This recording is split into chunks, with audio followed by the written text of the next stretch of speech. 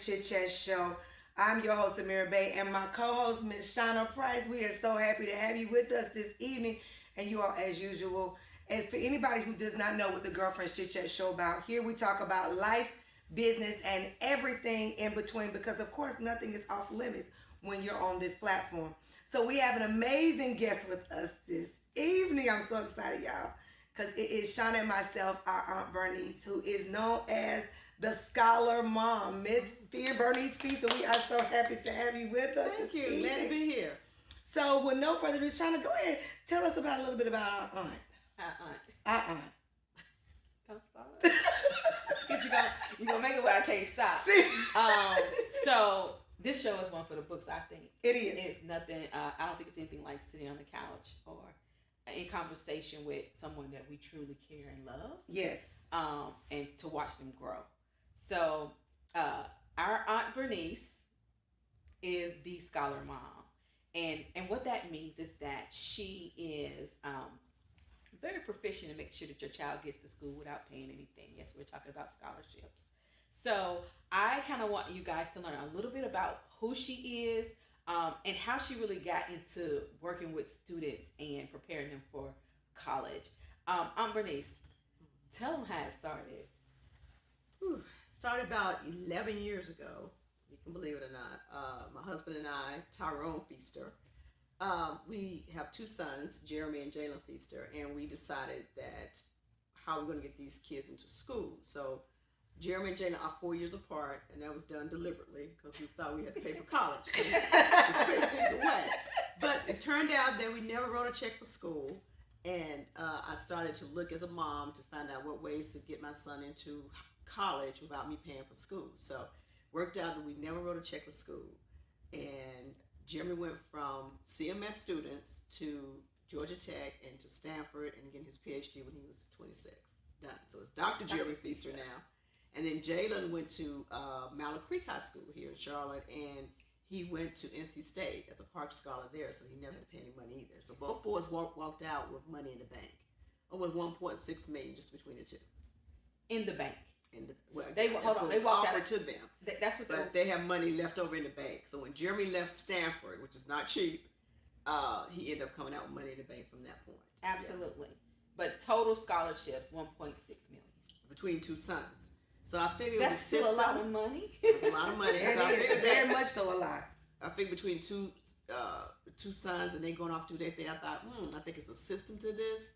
So I decided to launch and go into a niche and say, I wonder if other parents think the way I thought. And from that point, launched the Scholar Mom.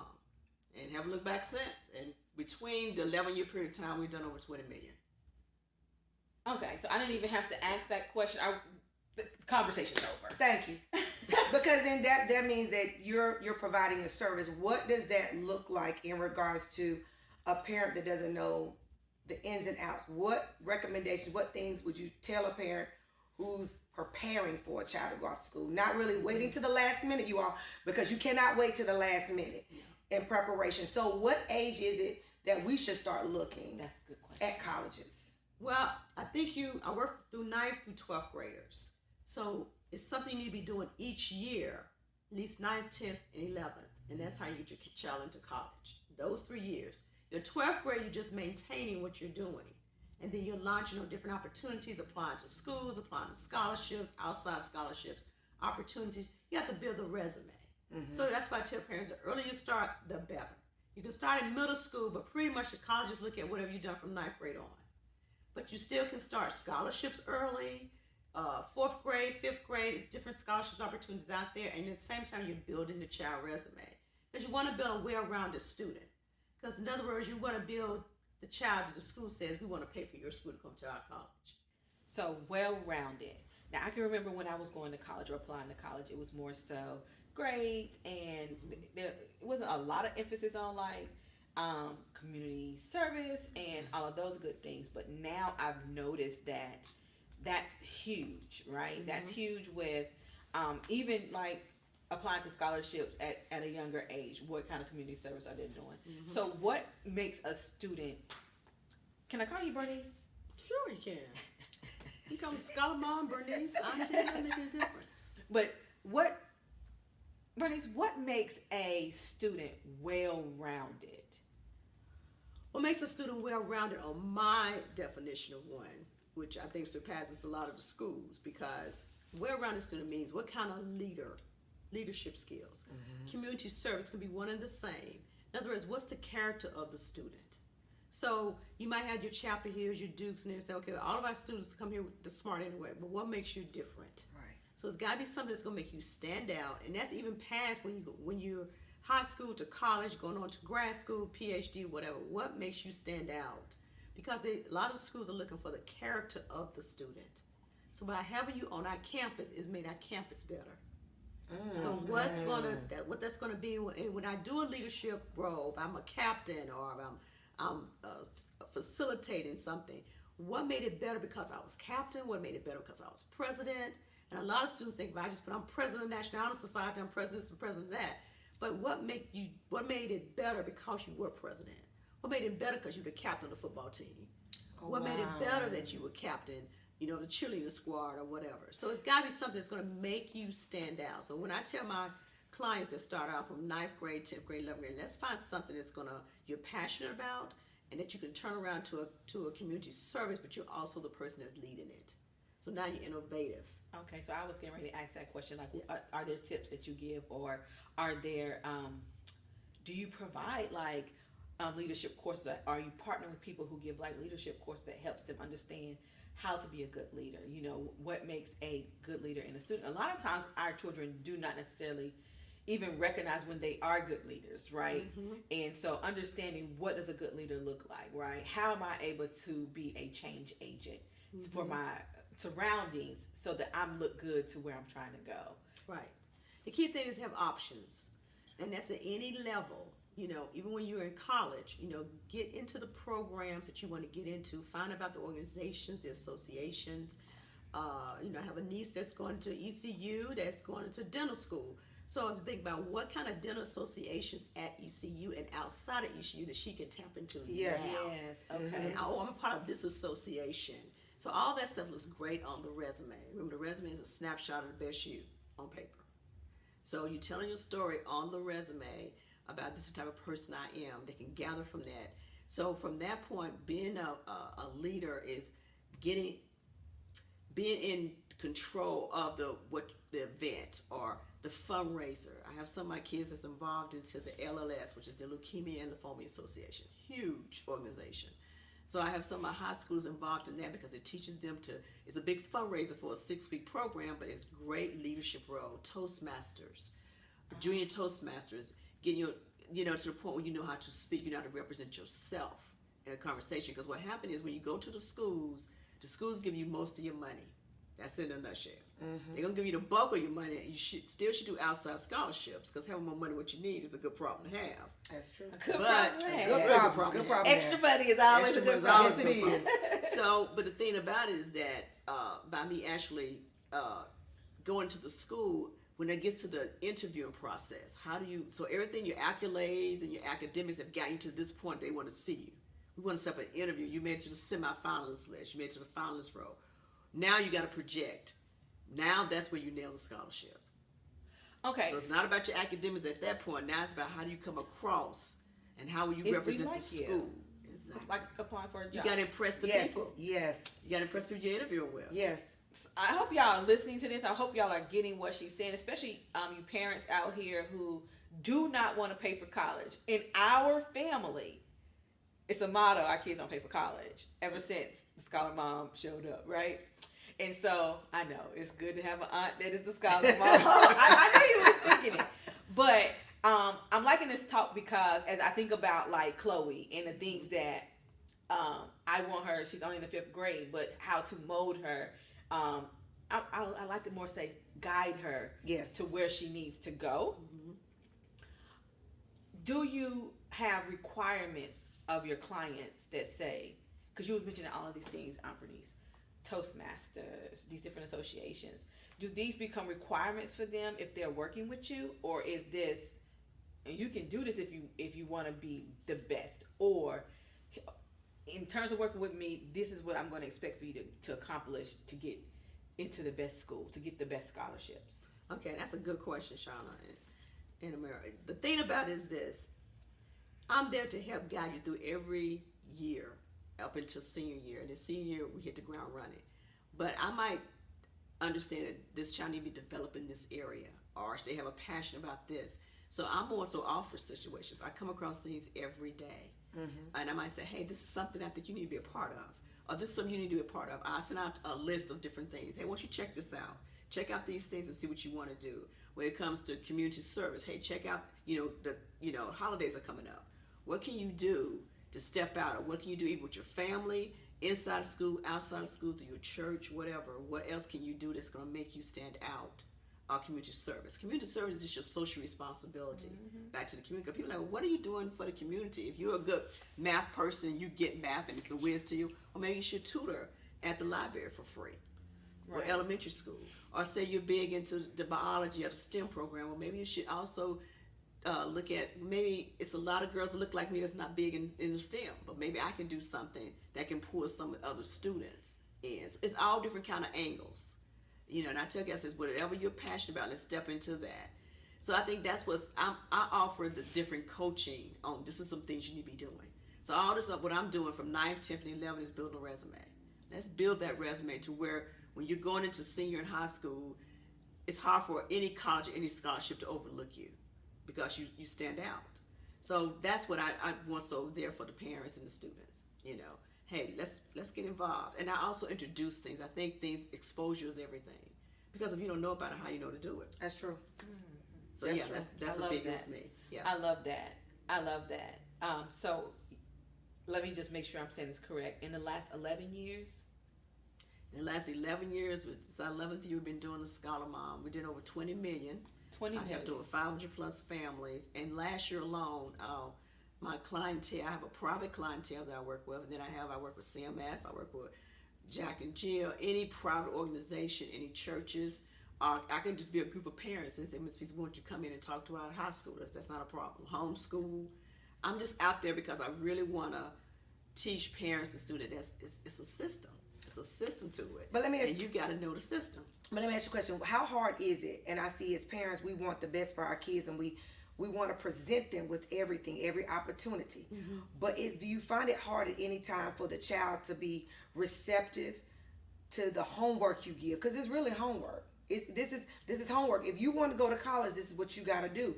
And no matter if we're trying to help you as your parent and as you trying to help the child succeed, what do you do to get the kids to understand, even in 9th grade, how important this is, and what gets them motivated to want to do the work? That's a good question. Each parent should know their child. And I work with all different kind of students. I work with the quiet ones, and they're not too quiet too long after I pull things out of them. But I think it's how I relate to it. I encourage the students. Sometimes I'm just literally texting them and say, you got this. Don't worry about it. You're good. I think high schoolers need to know that somebody outside of mom and dad is pushing me to do better. Miss Pizza really believes. You believe in me, Miss Pizza? And I've had students that text me. I have some students text me all the time, and that's wonderful because to me, the more engaged. And I always tell my students, I say, I'll be at your wedding. Don't worry about it. That's how much you're gonna know Miss Pizza. I'll be at your wedding. It's kind of interesting that some of them got older. I say they got older, not me. But they got older, and there comes Miss Pizza. I'm getting married. You come to my wedding, and I'm like, oh my gosh, what? And all these students, I have kids in law school, I have kids in medical school, I have kids doing phenomenal on Wall Street. It's just amazing to keep in contact with them after they pass college. Wow. And I just love that. So that's my thing. Even though it's a business, but that mom part comes out, and I'm like, okay. So I'm always looking out for them, even when they're in college. I send stuff like, hey, this so-and-so got an internship, you might want to check it out. Especially when something rings a bell, what that student might be studying for.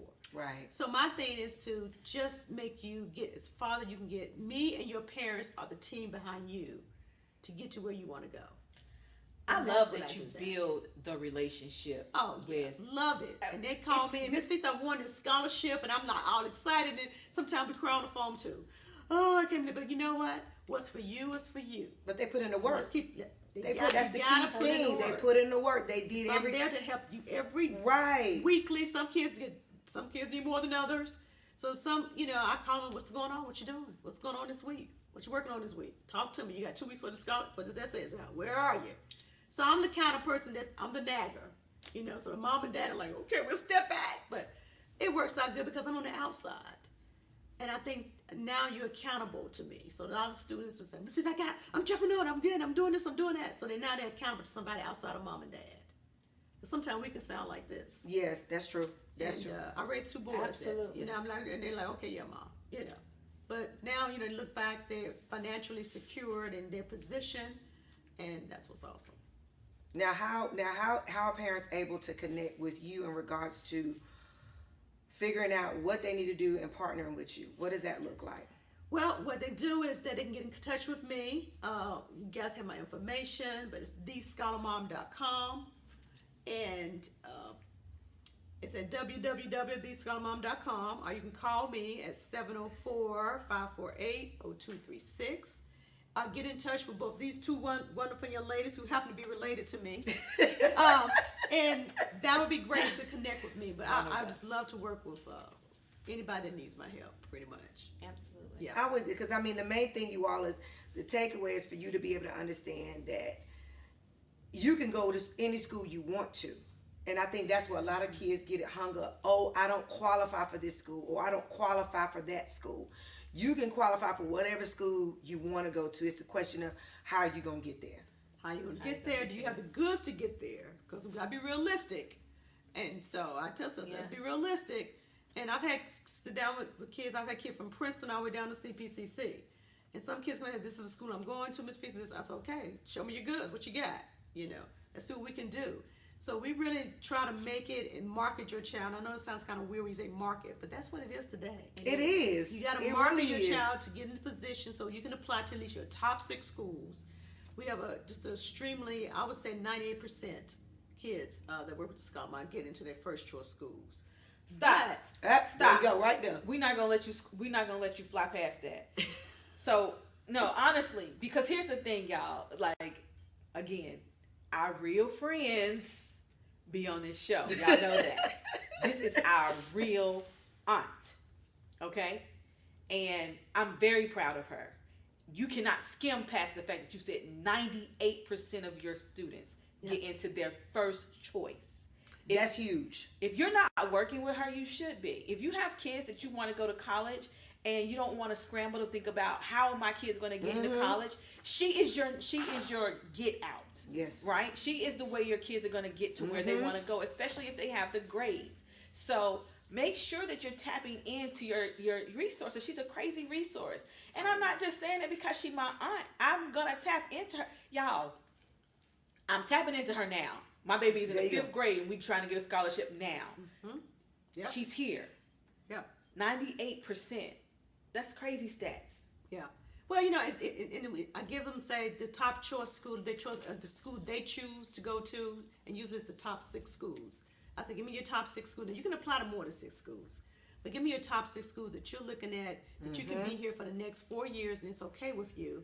And then let's look into those schools. And sometimes there's a liaison between me and the school. If I got a student that's saying, Ms. Peace, I really want to go to school, okay, let me search around, and I've done that before. Pick up the phone.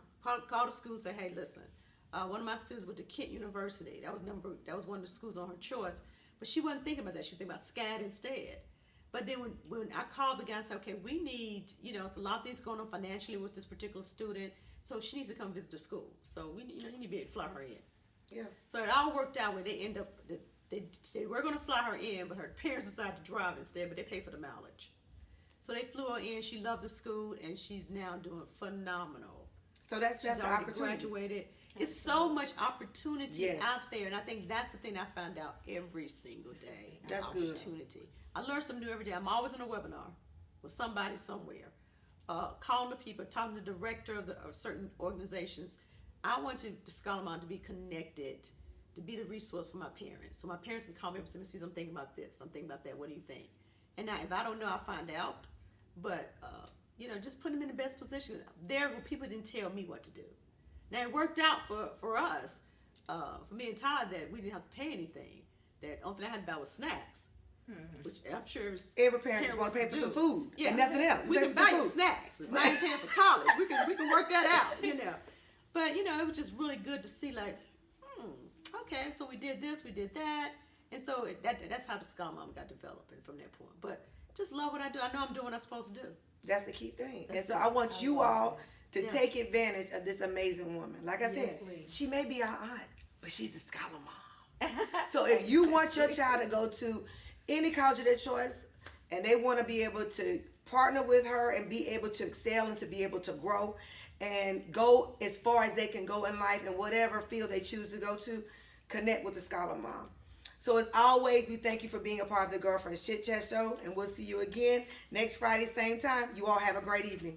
Good night.